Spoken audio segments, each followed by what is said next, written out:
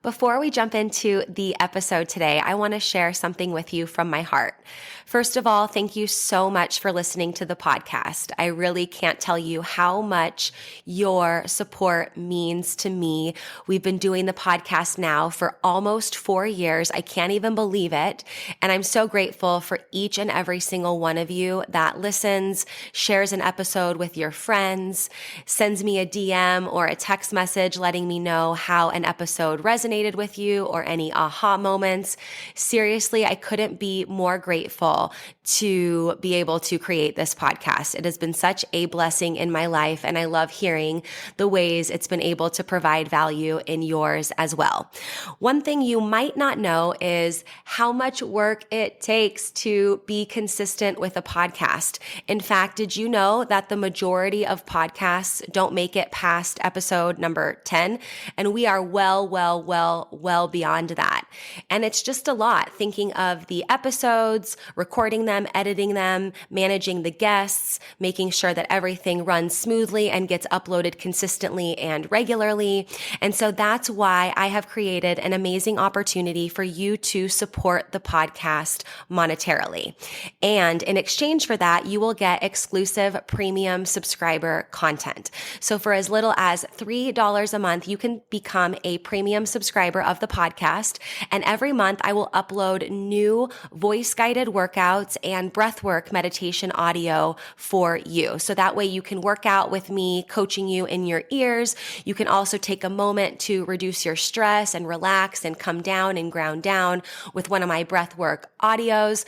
So if that is on your heart to support the podcast for as little as $3 a month to become a premium podcast subscriber, I can't tell you how much that means to me and the growth of this podcast. I appreciate you. If you're interested, click the link in the description, become a premium podcast subscriber, new content every month, and while supplies last, I'll send you an exclusive podcast coffee mug so you can have your self-love and sweat coffee every morning. I appreciate you. Now let's get into the show. Welcome to Self-Love and Sweat, the podcast, the place where you'll get inspired to live your life unapologetically, embrace your perfect imperfections, break down barriers, and do what sets your soul on fire. I'm your host, Lunden Souza.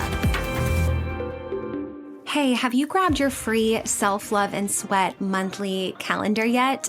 This calendar is so amazing. It comes right in your inbox every single month to help you have a little nugget of wisdom, a sweaty workout, a mindset activity, just a little something to help keep you focused and motivated and keep that momentum towards your goals. So every day when you get this calendar, you'll see a link that you can click that will lead to a podcast episode or a workout or something that will be very powerful and quick to read.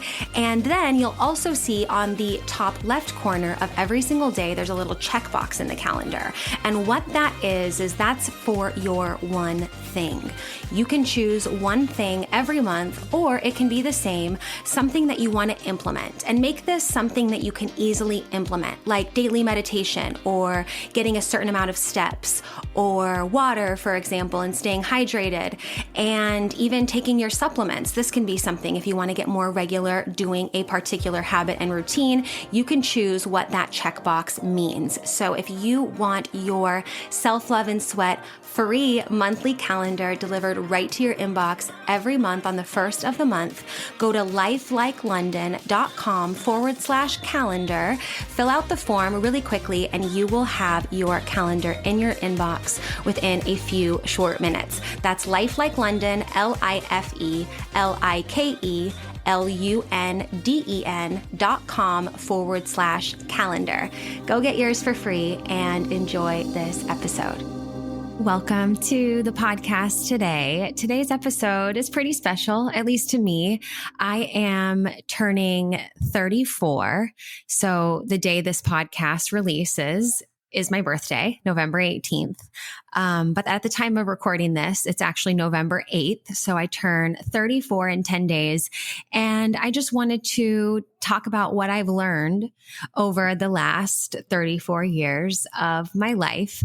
And I'm making reference throughout this podcast to a blog posting that I actually wrote on my 30th birthday about 20 things that I learned in my 20s. And so over the last week or so, I've been reading, I've been reading through this blog post I wrote. And I just feel like it's so relevant, pretty much to any birthday, if you will. I think it's so helpful to reflect. I think birthdays are a great time to reflect because I have a lot of older friends. Like I have a lot of really close friends that are in their 50s and 60s. And I realized, and from what they've told me, that time flies. And I just feel like if we don't take the time to reflect every year about what we've learned, what we are proud of, what we want to continue to work on, then time is just going to keep passing and we're going to keep doing the same things over and over again. And so I just feel like every birthday is a time and an opportunity for us to check in with ourselves and to ask like, hey, how did I show up in this last year of my life? What happened? What am I proud of? What can I take with me into this next year of my life? And what stuff, quite frankly, am I not proud of that I just want to leave, right where it is and move forward without it? And so that's what I'm going to be reading from is from the 20 things I've learned in my 20s. And yeah, I had the blog posting up in front of me, but then I realized that I think it closed. So now I'm just going to look at it from my phone here. But when I looked at this list, I was kind of like, yeah, it was an opportunity for me to be a little bit proud of my 30-year-old self for all of these quite wonderful learnings, if you ask me. And it was also an opportunity for me to connect with myself 4 years ago, my 30-year-old self, to be like, oh, where was I at then? How was I feeling then? How am I feeling now? How has it changed? And a lot of it, to be honest, is so valuable today. And so I hope that, you get something out of this episode, no matter what age you are, no matter when your birthday is. I think, I always use, before I jump into this, I also use the full moon, which is actually today, the day of recording. I use the full moon as an opportunity to ask myself, like, okay, in this full moon, I am releasing blank. And in this full moon, I want to bring in more of blank. And so I do that monthly reflection, but then I think it's always nice to do that yearly reflection. And I'm excited because in the next few days, I'm going to be meeting up with a close friend of mine, my best friend, actually, Allie. You guys probably know her. I talk about her a lot, or at least maybe you don't know her, but you've heard me talk about her on the podcast before. She did an episode with me and Gia once. We just had like a fun Q&A, but her and I are going to spend some time together in Cabo San Lucas, Mexico. And so I'm excited for her and I just to reflect. Her and I always give each other feedback about, we just give each other constant feedback and constant encouragement. And so I'm excited to talk with her about what we've learned in she's been my friend since I was 2. So in the last 32 years of friendship. And also I appreciate her input too. So I'm excited for her to share a bit with me on what she thinks certain ways I can improve. So side note there, but get you a friend like Allie. So that way you have friends that you really, really trust to tell you, really how they, I feel like she knows me to the core of my being. And so if anybody knows areas that I can show even more of me, it's her. So I'm excited to have that conversation with her too. But okay, so 20 things I learned in my 20s, and that's what I want to share today. This list, but I guess it could be, 20 things I've learned in 34 years of living as well. So let's jump right in. Okay, number 1. What you tell yourself becomes your truth. I told myself for so many years that I was afraid of heights. I'm afraid of heights. I'm afraid of heights. But then I've gone skydiving twice. I loved ziplining. I went parasailing. So apparently I'm not afraid of heights. I think a bigger example of this could be, what we tell ourselves in terms of, people are. the world is. I oftentimes will ask my one-on-one life coaching this just to get an idea of what their model of the world is, because what we say out loud becomes our truth. Sometimes we can look in the mirror and just be like, ugh, I'm ugly, or I don't like what I see. And I think this number one about what you tell yourself becomes your truth. Also, there's a lot of ownership when it comes to our self-talk in there. And so I think that it's really important to understand that your words are your world. The words that you use to describe your life is exactly the world you're going to see.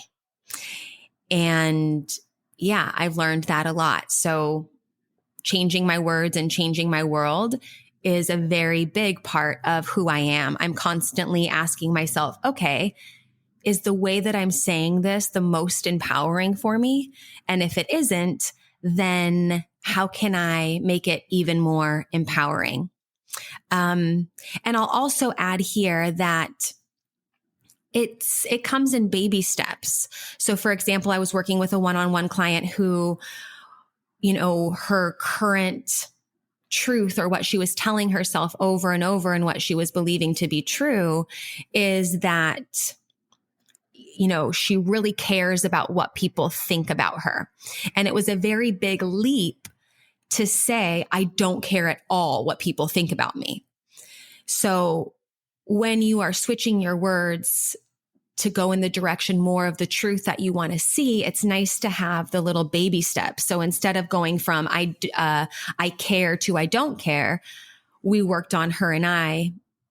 The next best statement was, I am working on being okay with what others think about me. So sometimes it's just like that next best truth that we can believe. Number 2, it's more about the heart than the hustle.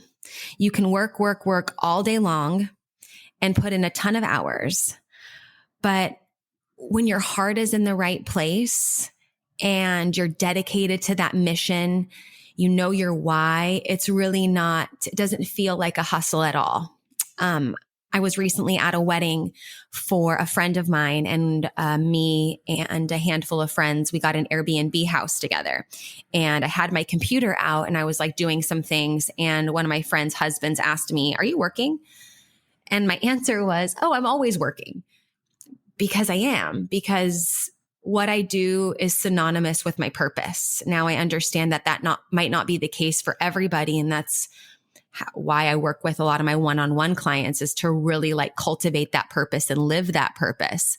But for me, it wasn't like, for me, there's no such thing as like, waiting till Friday or waiting for the weekend. And I've always said, I don't want a job that makes me crave the weekend. And so I just love thinking about and continuing to cultivate more heart and less hustle. It's not about doing more for the sake of doing more. It's just putting more of your heart into what you're doing. Number 3, surrounding yourself with supportive people is everything. And to be honest, the people that truly support me the most aren't always the ones I've known the longest. They're not always your family. They're not always the people that you thought would be the most supportive. Let their actions speak. To me, people that are supportive in my life are the ones who support my change and support my evolution. They are not the ones that say, "Oh, you used to be that way. You used to enjoy that. You're different now." They're the ones that are like, "Wow, you're different now. And I want to support every version of you." And I noticed that growth in my close friends as well. And I'll even reach out to my friends and tell them. And I remember one specific instance with a friend of mine where I was like, "Hey, babe, I noticed that you're going through some changes. I see it in you. And I just want to let you know that I support every version of who you want to be. And I want to be friends with every version that you want to be. And I want to get to know this new version of yourself that I can see you becoming," because I'd been friends with her for so long. It's like I could see her like in the cocoon, like hatching into this like butterfly. And I just wanted to let her know that whoever she evolves into, I want to be friends with that person.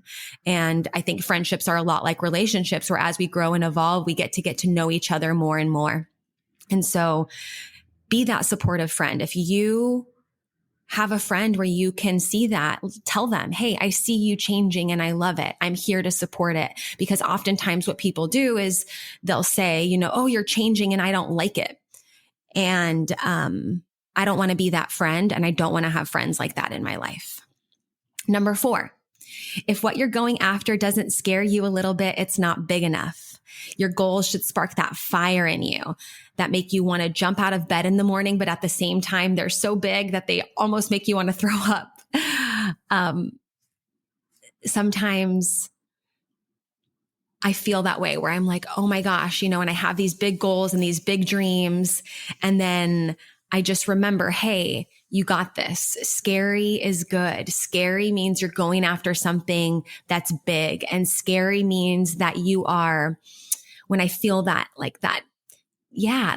oh my gosh, that big, audacious, juicy, goal, I feel like it's a reminder that the how is not important, right? I think sometimes we don't choose a goal that's big enough because we get so consumed with, okay, well, how am I going to do it? And how, and I don't have the resources now. And it's like, the thing is that if it's meant for you and if you truly align with it, the how will figure itself out.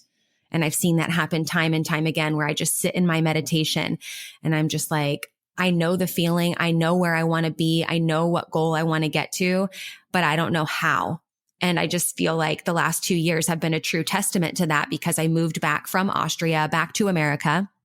I had no clue how I was going to rebuild my business, how I was going to do this on my own, how I was going to, get to the point where I am now. But now, being here where I am now, 2 years later, about 2.5 years later from the date that I moved back from Austria, it's a very, very important reminder that it's not important to know the how.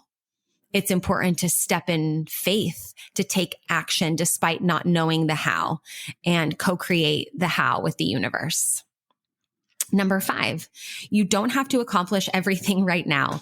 I think this is the hardest one for me. Even though I truly believe it to my core, this is the one where I have to constantly check myself and be like, Lunden, sit your ass down, relax, breathe, journal, use your tools.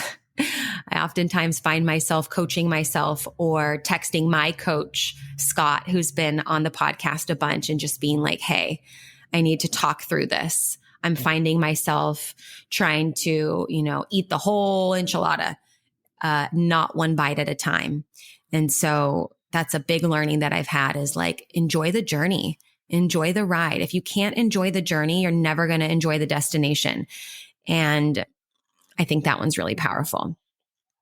Number 6, family, blood or not. So this could be the family that you were born into. It could also be the family that you've cultivated through friendships. For me, it's a little bit of both. But put those people at the top of your priority list and always have their back. And like I said, it might not be your blood family. It might be friends that feel like family. It might be coaches that feel like family. And I think that I can at least speak for myself and my best friend, Allie, because she's really my sister, my closest friend. And I wrote here, even when it's hard, even when it means speaking up when shit gets rough. And her and I were talking yesterday just about areas we've evolved and areas that we're a little bit scared of falling back into. And so she shared some of her fears with me. She's like, yeah, I'm here, but I know what it's like to be back there and I don't want to go back there. And I've seen myself before, come to this spot and go back, and come to this spot and go back. And so her and I had a really powerful conversation yesterday, just reminding each other like, hey, this is an area you've seen me and I've seen you in, and this is an area we don't want to go back to. So as friends, let's check each other. Let's be there to say the honest thing. Let's speak up even when shit gets rough so that we can be there for each other. Because sometimes, we go back to our old ways and we don't even realize it because it's so familiar. And so her and I have made this promise to one another to really speak up and to say, hey, you said you didn't want to go back to those ways anymore. And call each other in that way. Number 7, You can get to know a lot about a person by asking them for a book recommendation. This one has been really powerful because I lived in Austria for 7 years. And for probably I would say 4 to 5 of those years, my German was not very good at all. I worked for an English speaking company. And so I didn't, the need to have to speak German wasn't there. So it just took me a little while to really get confident enough to start speaking the language more and more. But I remember a friend of mine, Juliana Kiefer, she gave me a book called The Monk Who Sold His Ferrari.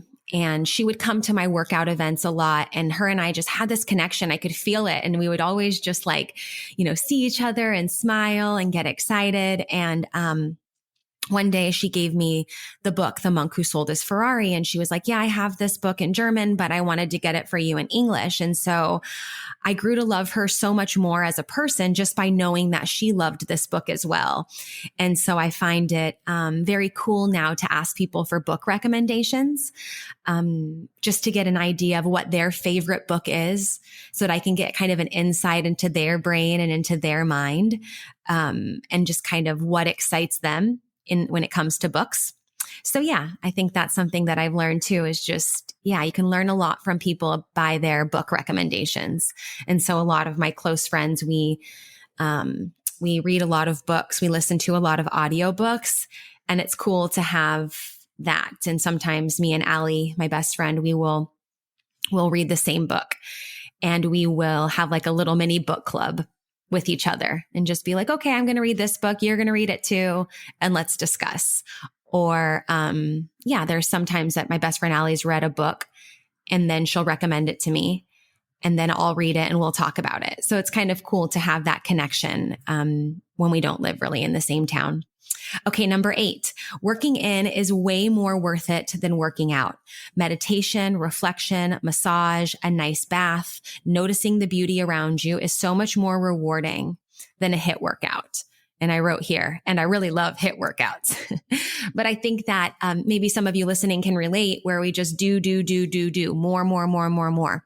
I shared in my newsletter today that I was using working out as a major escapism tool to not deal with certain issues that I was experiencing in my family or was experiencing within myself. And oftentimes we think we can just work out away the pain, or we can fix the inside by working on the outside. And that's truly just not the case. Now, working out is amazing, especially when I feel feelings of anxiety come up, those anxious feelings. I can start to feel them rumble, getting in a good sweat, doing burpees and jump squats and plyometric exercises, HIIT workouts, really getting my heart rate up is so helpful.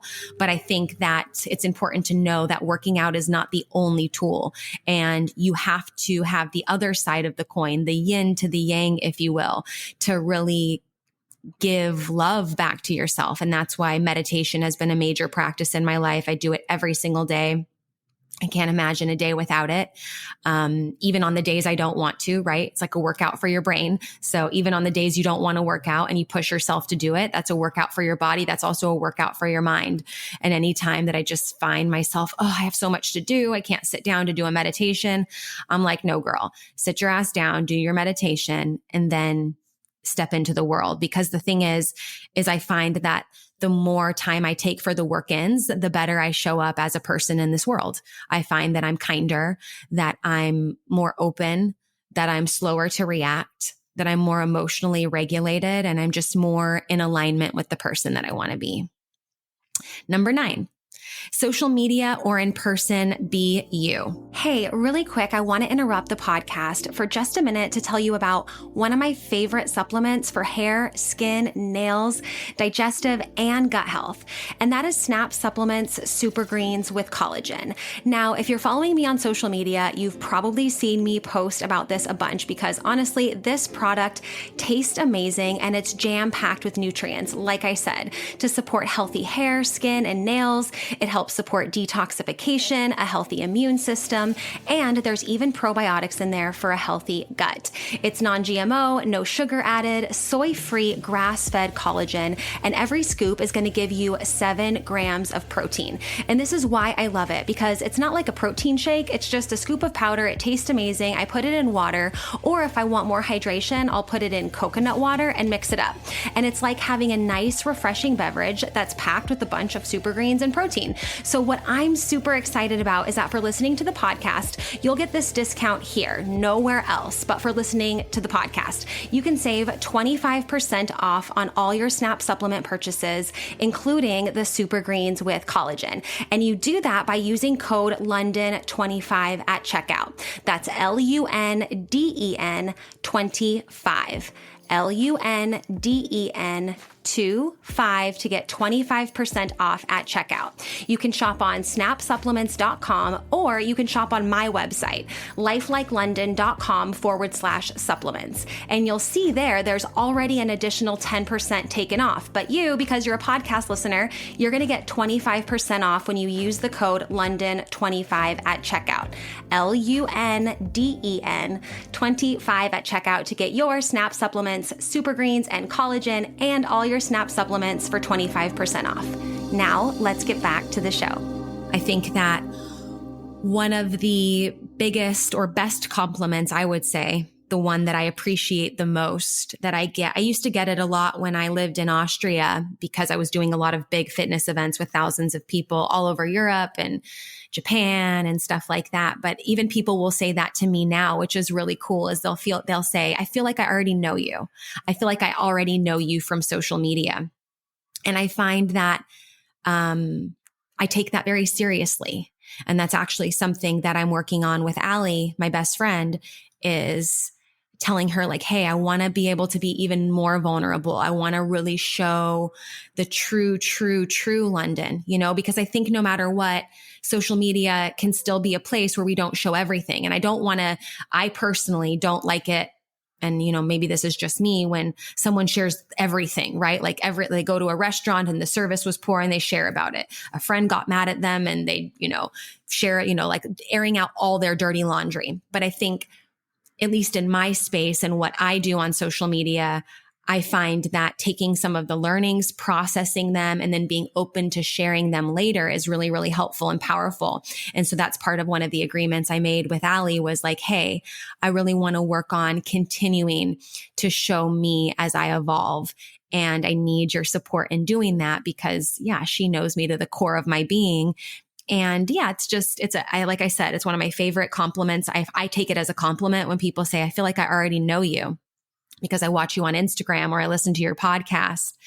And so, I find myself requesting that from my close friends too, is like, hey, I want to show more of me, the true me, and you know me. So help me, asking for help is a powerful one too. Number 10, what people say about you is really a reflection of how they see themselves. If someone says something hurtful to you, just pretend that they're looking in a mirror and saying it to themselves, because generally they are. And I'll just leave it at that. Number 11, laugh. It's amazing. And when you're not feeling it, laugh until you make yourself laugh. Or smile until you just kind of smile your way into feeling more feelings of empowerment. There's been a lot of full seasons in my life where there's a lot going on. And sometimes it can be really overwhelming. And so what I find is if I just close my eyes and smile and deep belly breathe and get myself to laugh, it can be very, very helpful. So maybe you guys maybe you're listening to this and you're in a space where you're just feeling, not that great. I encourage you to laugh, smile, laugh, watch something funny that'll make you laugh until you laugh at yourself because you're trying to laugh. I think that's really helpful. Number 12, investing in your physical and emotional health is number 1. And I'll say too, something that's maybe changed a little bit since I originally made this list 4 years ago is that I would say like your emotional health, your emotional regulation is so, so, so important, or else we just find ourselves getting triggered by everything around us and then only surrounding ourselves with things that confirm our beliefs and do not trigger us. And so I think that investing in our emotional health and in our emotional regulation allows us to go deeper in relationship and deeper in understanding with people that we might not do that with otherwise.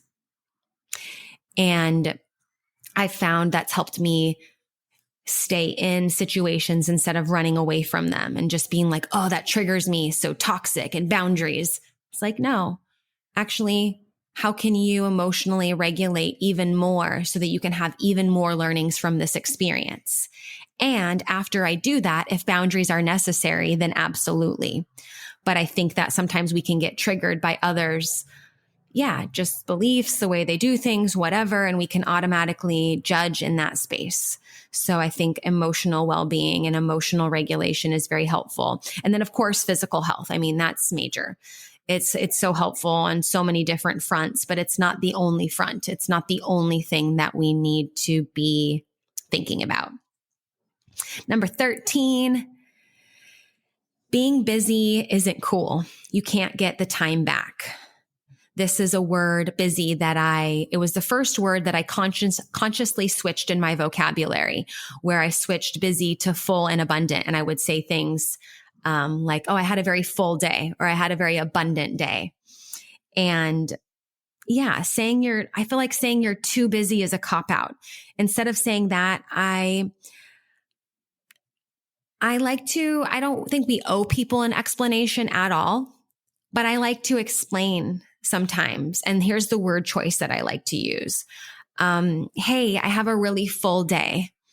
And one of my core values is to be congruent and to do what I say I'm going to do. And so in this case, if I was to say yes to this situation, I wouldn't be in alignment with my core values because I have a very full and abundant schedule. I have a lot on my plate at the moment. And so I think that, I don't know, this is just me. This is just my model of the world and the way that I coach. I just believe the way that, like I said, number one, the way that the way you talk about your world is the world you're going to get. And I just didn't want a busy world anymore. So I decided to change it to full and abundant. I know we have more power over our reality than that. And we have to, in order to take that power back, we have to recognize the patterns in our speech and in our language. Number 14, quality communication is key. Learn how to express yourself clearly. Don't lash out and go crazy on people without literally having spoke it out loud to yourself. Practicing communication is one of my favorite things to do. And I think that goes back to the emotional regulation, is just like being able to calm the storm and not being at effect all the time, where people are just like affecting you all the time. They did this, so I feel this way. You did that, so I feel this way. Quality communication, being able to speak clearly and have practiced that for me is helpful to really practice. One of my favorite books for communication is Nonviolent Communication by Marshall Rosenberg, and Think Again by Adam Grant. Brene Brown, Atlas of the Heart is really good too. And I like those books because they helped me get more words to describe how I was feeling. So that way, when I'm communicating to people, I make sure that I'm using the accurate description of how I feel. And I'm tuning into that a little bit more. So those 3 books, Nonviolent Communication by Marshall Rosenberg, Think Again by Adam Grant, and Atlas of the Heart by Brene Brown, those have really helped me with communication. Okay, number 15, give a shit about what you eat and where it comes from. I think this is important. I think we can get really caught up in the convenience of food and just like, I want it now. I want it to be done now, and I want it fast, and I want to eat now. And I think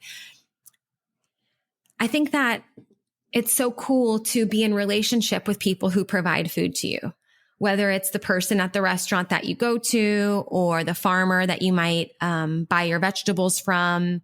Farmers markets are really great places to get food. And, sometimes we might be on the road a lot and, convenience food might be our option. But I think the purpose of this particular point, number 15, is just to bring the awareness to your food and where it comes from and how it was made and how it was processed and created and all those things, or if it was or was not processed.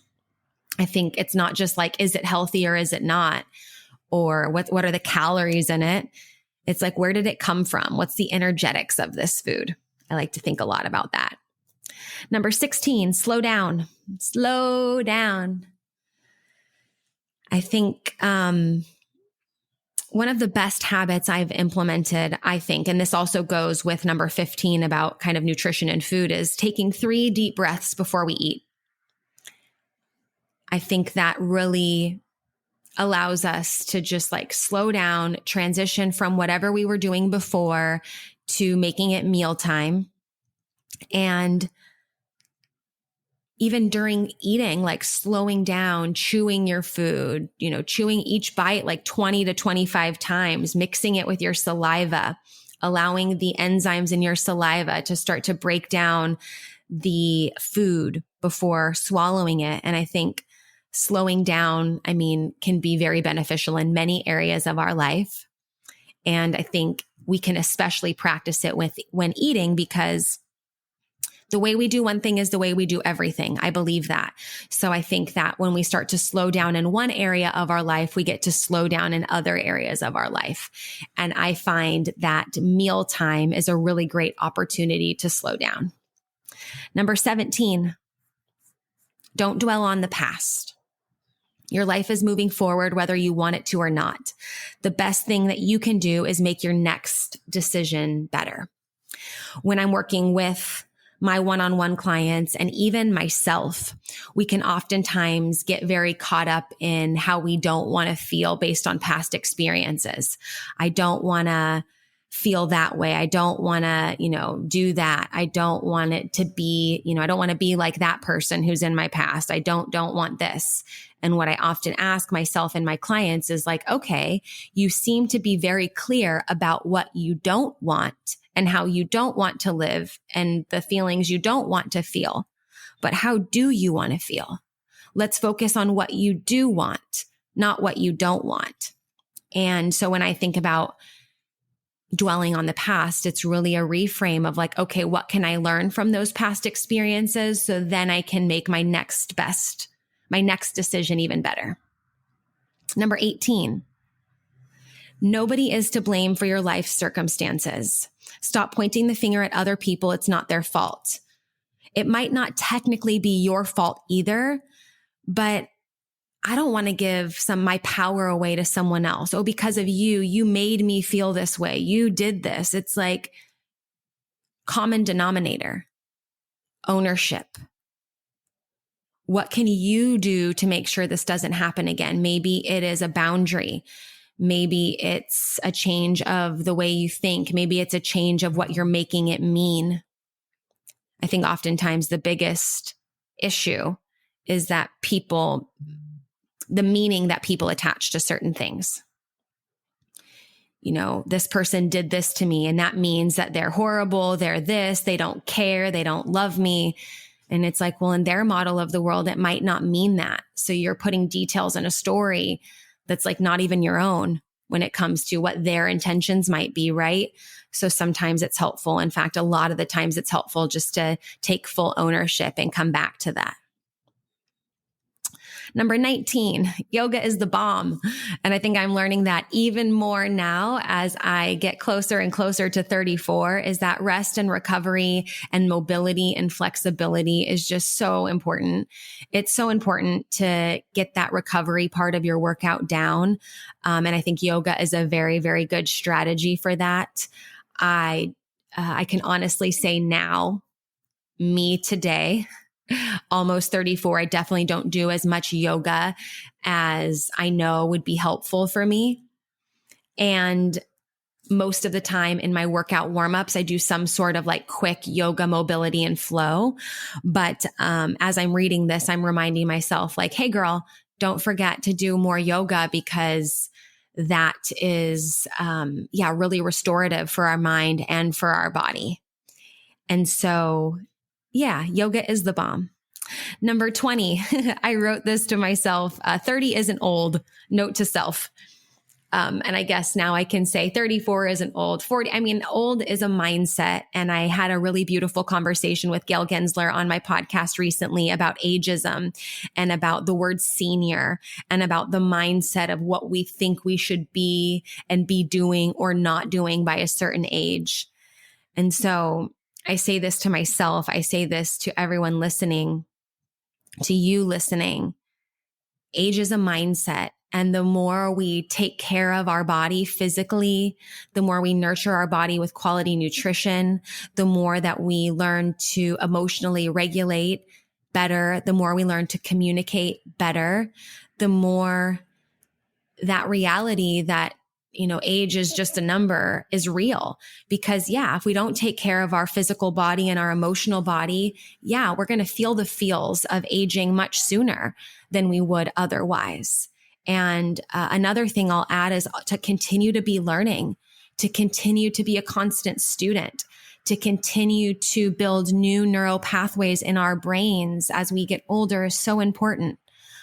I think maybe we can think of a lot of, maybe elder people in our lives where it's like, they're always the same. Their mindset never changes. They want things to always be the way that they always were.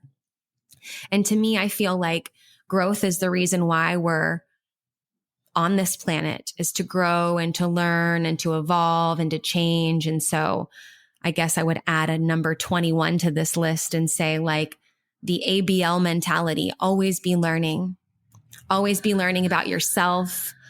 Always, just that introspection is so helpful. And so I really enjoyed reflecting on this list of 20 things I learned in my 20s and realizing when I read this, I was like, oh yeah, this is good shit. This is stuff I'm still continuing to learn and still continuing to absorb, and what I really want to bring in to my 34th year of life, even though I've been joking recently and being like, I really love 33. I love the 2 3s, the 3 3. I think I'm just going to stop at 33. So I might just, if you ask me how old I am at some point, I might be like 33, not because I want to lie. I mean, who cares really, but I just like that number. And so it's funny because even though I'm so excited about the growth, I'm still kind of like, I kind of want to stay 33, the number, but forget it. I'm going to be 34 in 10 days. It's bananas. It's bananas to me because I started this journey of fitness and health and wellness and discovering more about my mental health and the importance of it when I was 17.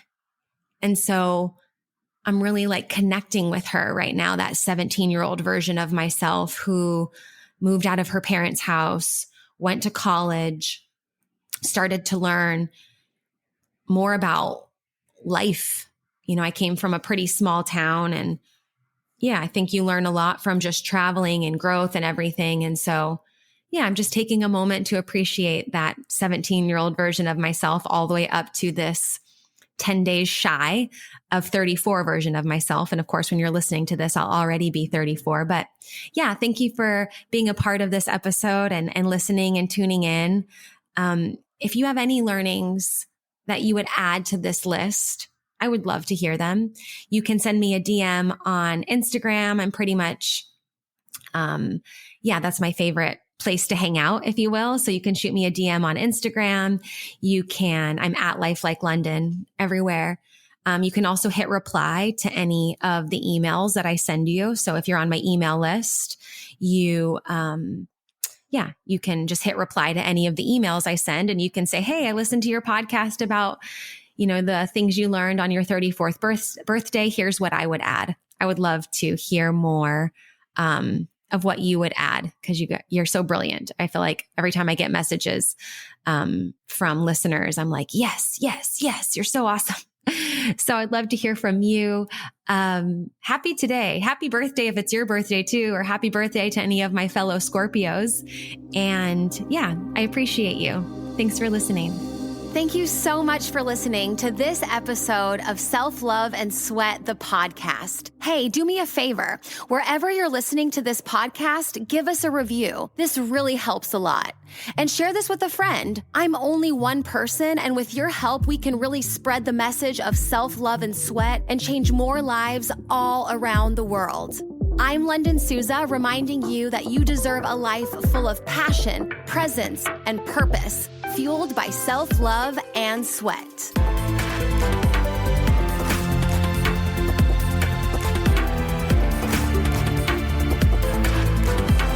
This podcast is a Hit Spot Austria production.